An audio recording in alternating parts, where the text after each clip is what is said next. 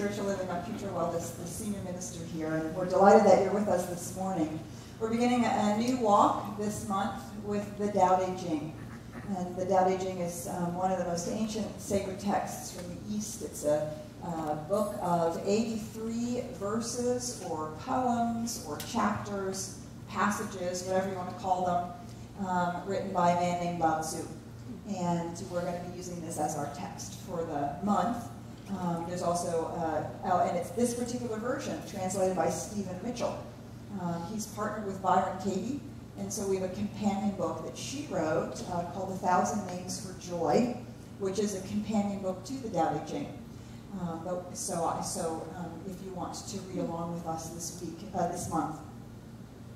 And this Tao Te Ching is a different way of entering into the oneness, the mystery, the divine, the presence, the experience of life, and our relationship to it. It has wonderful spiritual wisdom for us. So we'd like to introduce the Tao Te Ching to you today. If you are not familiar with it, give you a little taste of it, have you have a little experience of it. So we have a little bit different service planned. We'll be having a passage read. You'll be asked to contemplate that passage, and there will be an opportunity for contemplation, and then the passage will be interpreted. And then we'll have a musical interlude, and then we'll go on to the next passage. And we'll be sharing 4 different passages with you to begin to open ourselves up to what's available to us in this beautiful sacred text. So I just invite you to open your hearts and minds to whatever is here for you this morning as we begin where we always begin, welcoming in the divine. Into the core of the space that's being created here. Breathing down into the core of who we are. Into the essence of who we are. That essence is spirit. It's always there. It's there in the sacred stillness, and it's there in the dramatic heartbeat. It's there always. I call this time sacred, and with great gratitude, we say together, and so it is.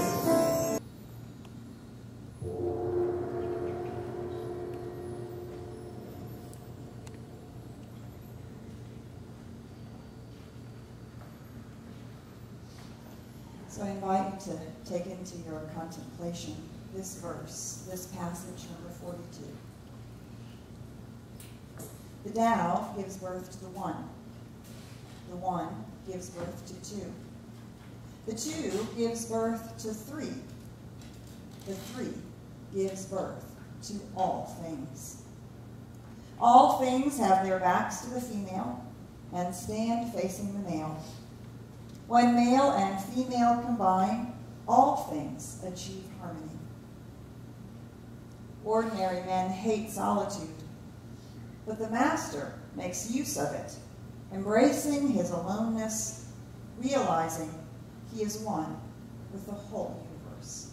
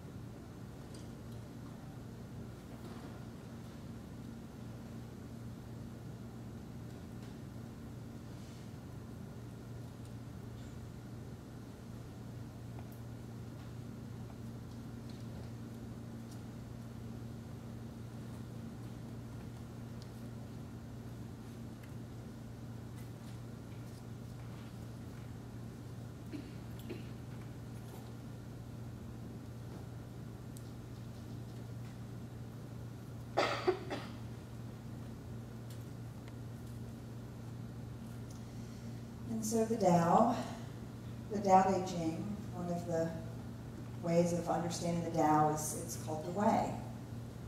The way things work, the way things are, the way the universe operates, the way life is the way.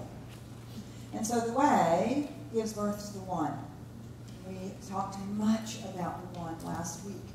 The notion of this oneness that is all things, more than all things, the potential for all things, the ultimate reality which includes anything and everything that we can think of.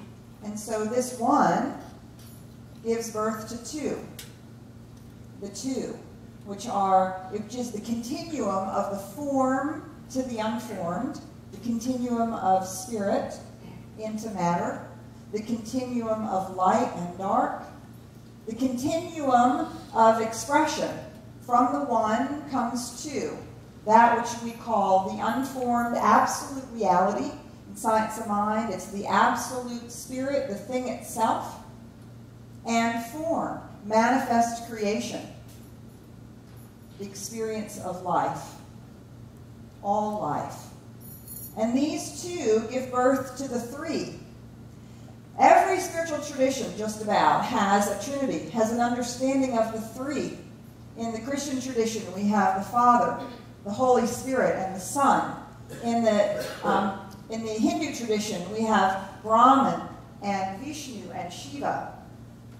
In the science of mind, we have spirit, soul, and body, or spirit, law, and body. And so the three is an understanding of how the formed and the unformed relate to each other, how they come into being. So spirit, cause, intentionality, moves through law, the creative process, and becomes manifest creation, the physical body, the universe. So one of our primary of the three, how formed and unformed relate, is creator, creative process, and creation. Creator, the intention, the impulsion, the statement, let there be light. The creative process, the orderly manner in which the intention is then manifested. The law of cause and effect. Cause, the way it works, and effect. These are the three that are birthed out of the two, formed and unformed, birthed out of the one. And so often we come into our spiritual maturing process, and one of our most fundamental questions is how is it possible to have the many, how is it possible to have this manifest experience when we live in the one? Well, the one gives birth to the two, the recognition of the formed and unformed continuum of all reality, which gives birth to the three, the law of cause and effect, creator, creative process, and creation, which gives birth to all things. All things are birthed out of the three, which are birthed out of the two, which are birthed out of the one. This is the way. And as you can see, we've represented here one of the things we talked so much about last week, how the individual candle, the one flame birthed two, birthed three, and then birthed the many. It's exactly the same flame, exactly the same qualities in each flame. No flame diminished, simply expanded. And it is in this exact same way that we ourselves are part of the many, and we are able to understand the creative process, use it, participate in it, because we are both formed and unformed. We have both the relative experience of the human reality and the absolute experience of spirit as us. And thus we are the one made manifest. We are the one made manifest within each of us. And so often we're confronted with our experience of separation. And we feel as though our sense of separation has to be healed, there's something wrong with it, and there's something We feel like we're one of the many things. Here I am, and there you are, and there you are, and how are we ever going to meet and really touch soul to soul, heart to heart, life to life? We can feel alone and alienated. But the Master, when we know our oneness, you see, when we know our oneness and the Master, we are never alone. We find in solitude, we find ourselves. We find the truth of our being. We find that oneness. And as we stand with our back to the female, do you see the male and the female is within us? It's part of that two, which births the three, which is the heart of the birthing of creation. Each one of us, we have that place where we receive the intention, we receive the impregnating word, we receive that, and we allow it to manifest in our lives. And so while we think of ourselves as separate, and we have a very real experience of being separate, we are in fact one. One. Part of the way. Walking the way. Allowing the way to walk us.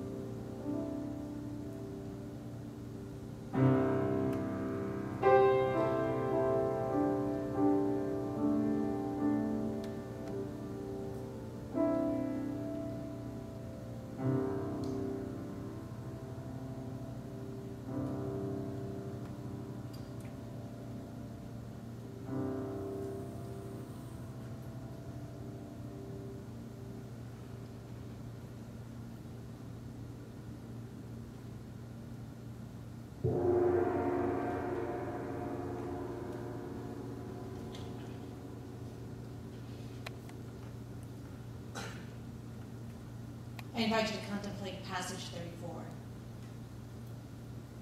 The great Tao flows everywhere. All things are born from it, yet it doesn't create them. It pours itself into its work, yet it makes no claim. It nourishes infinite worlds, yet it doesn't hold on to them. Since it is merged with all things and hidden in their hearts, it can be called humble.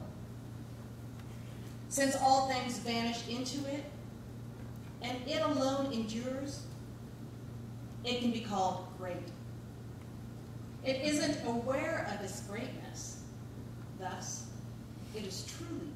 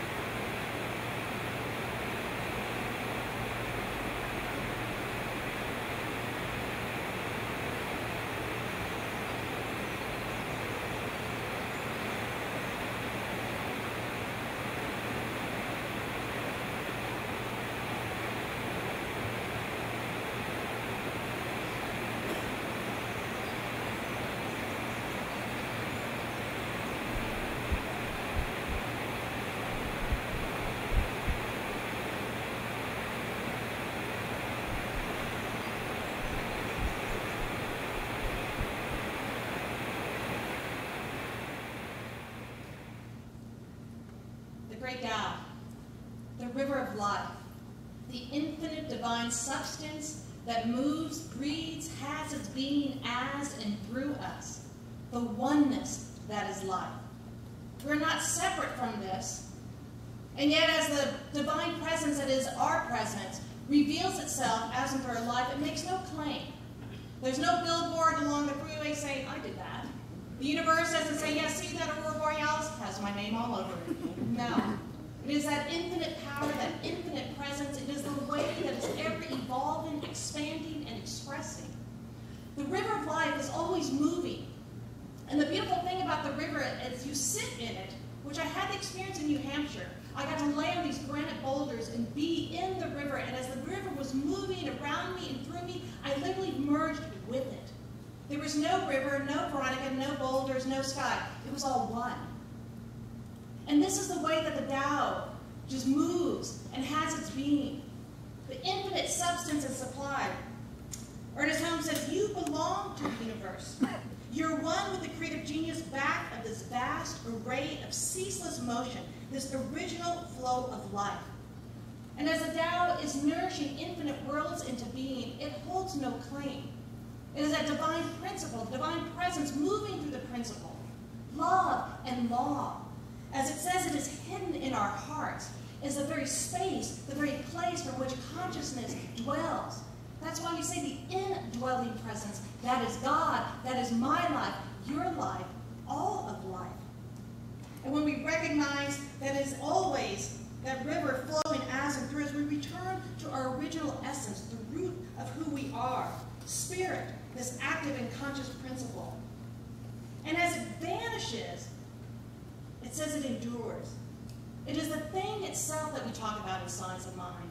The invisible made visible, the ever-pervading presence that is our life, always available, always evolving, always expanding in infinite beautiful ways. And so the one is never about its greatness. But when I stand there beneath the Milky Way and I'm in utter awe, it is in my heart that I feel that expansive oneness. And that starlight is my light and your light. When I looked in the eyes of every single niece and nephew that was born, I delved and dove into the infinite universe, seeing the oneness as their life, my life, all of life. So as we recognize the oneness and we recognize the wholeness, this is the great mystery. This is the Tao, ever flowing, that divine grace, that river of life, the awareness of the truth of the indwelling presence. So as we recognize and remember and see that within and see that as all of life, we recognize that it is God, always God, only God, oneness.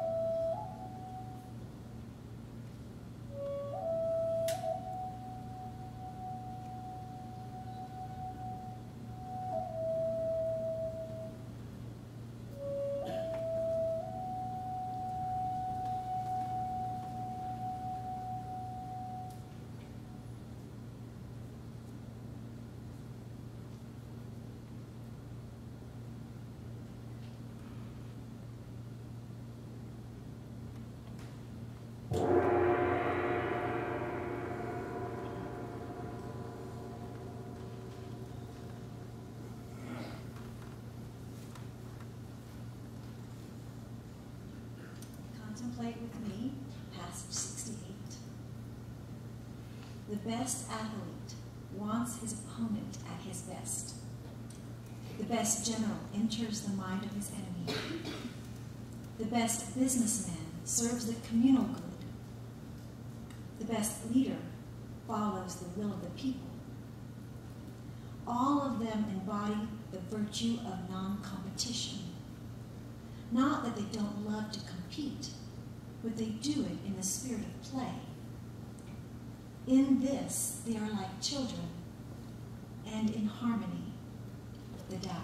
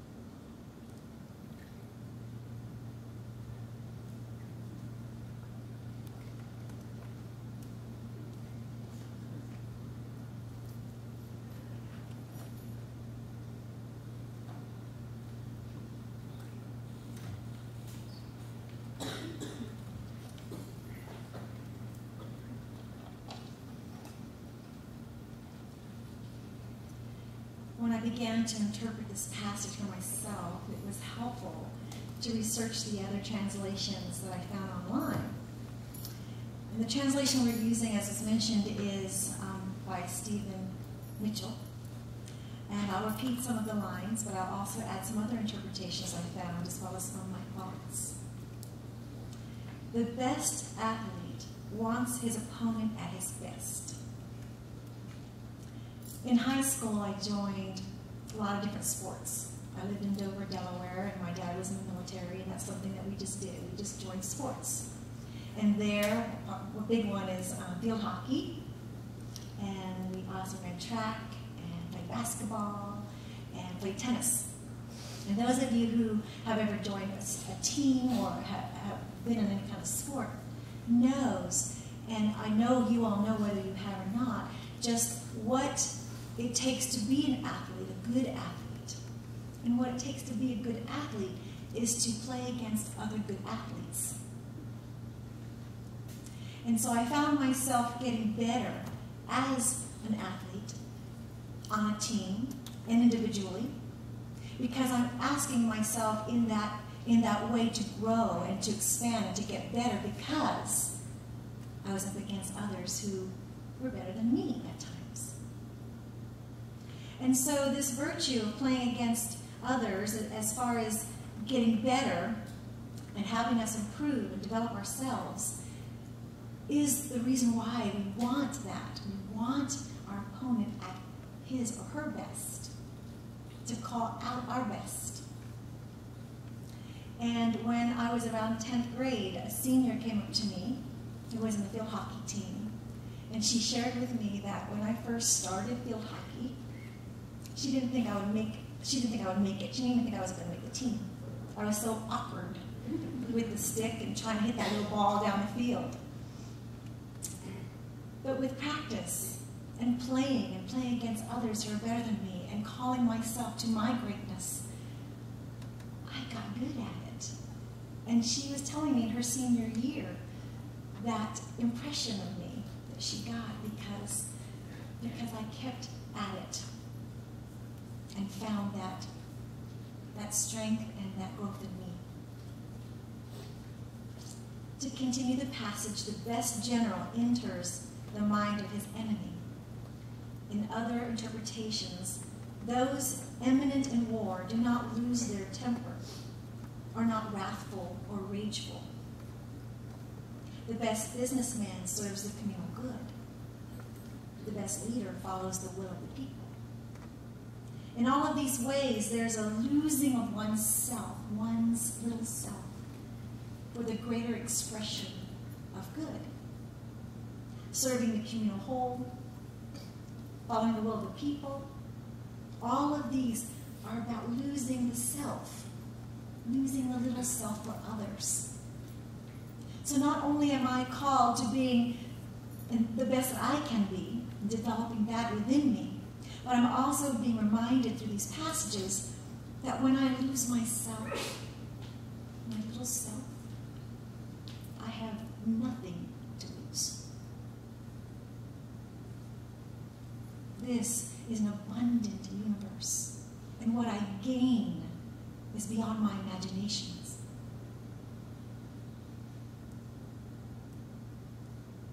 All of them, all of these passages, embody the virtue of non-competition without having to contend. Not that they don't love to compete, but they do in the spirit of play. In this, they are like children and in harmony with the Tao. I am the Youth and Family Director here at the center.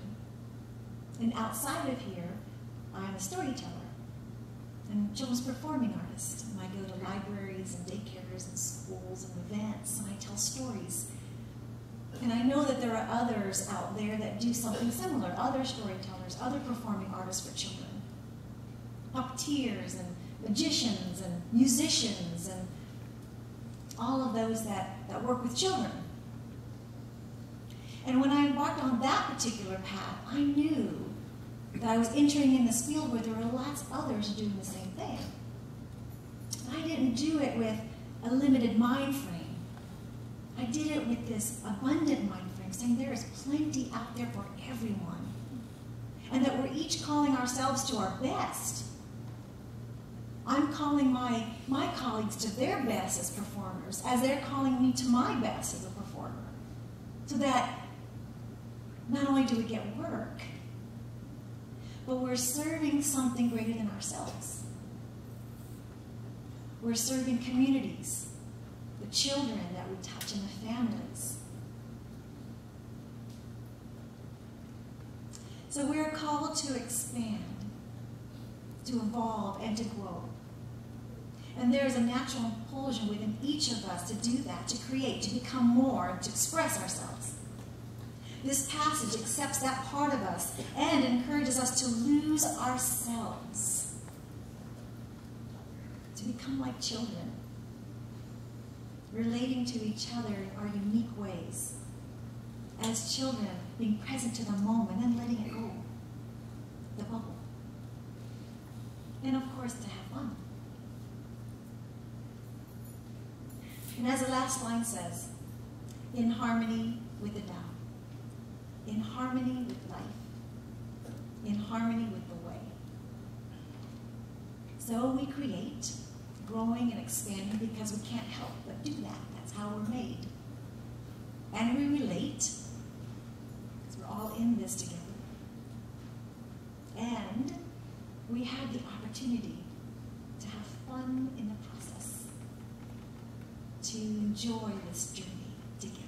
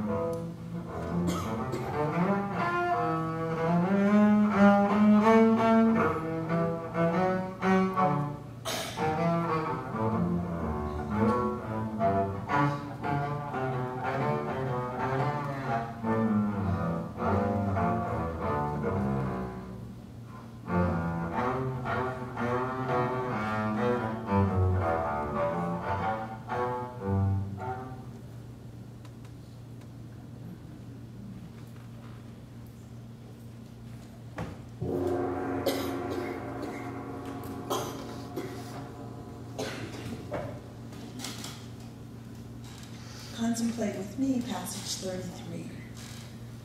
Knowing others is intelligence. Knowing yourself is true wisdom. Mastering others is strength. Mastering yourself is true power.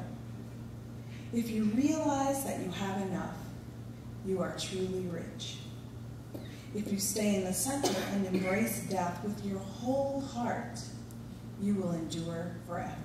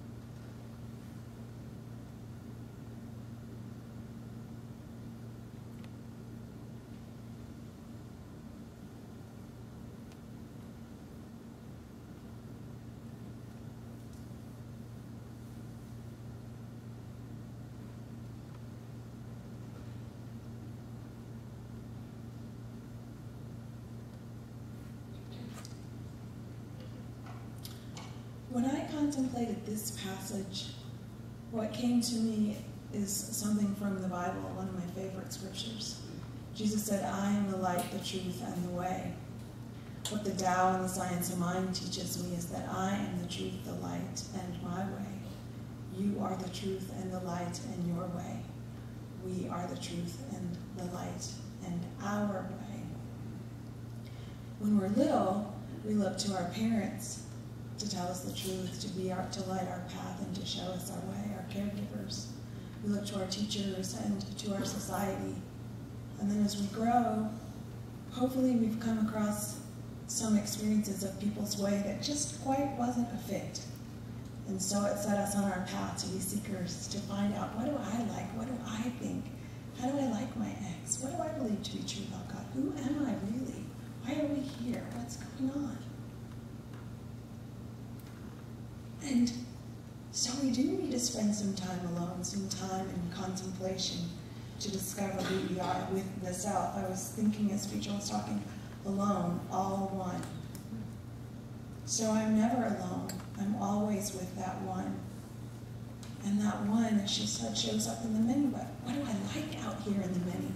And who do I want to be as part of the many? Veronica's passage talked about great. But we don't know that we're great. But it is in that self-discovery and that self-inquiry and that self-appreciation and celebration of the unique perspective that is us, that we show up as parts of this light of the many, that we can share and give other people permission to share their light, to be their own truth, and to follow their own way. Bono says to be one may be great, but to honor each other's differences may be greater. I think that's true. My way may not be your way, but that doesn't make your way wrong. It makes my way right for me and your way right for you. And when we're willing to play together, when we're willing to practice and play together, a third way emerges, our way. A way that not only blesses us, but enables us to be the blessing. I am the light, the truth, and the way. You are the light, the truth, and the way. We are the light, the truth, and the way. We're necessary, individually and collectively. And it occurs to me that Spirit speaks to us over and over and over again in many sacred texts, telling us all the same thing. That thing that we've been looking for all this time is right here. We had it the whole time. I'm reminded of something Peter said in class the other night about Jesus. But I would say any master, the thing that they do, that they invite us to do and model so beautifully for us, is to over and over and over and over again choose that which we really are and allow that to express more freely. And that way it lights our path. I am the light, the truth, and the way. You are the light, the truth, and the way. We are the light, the truth, and the way. And we are never separate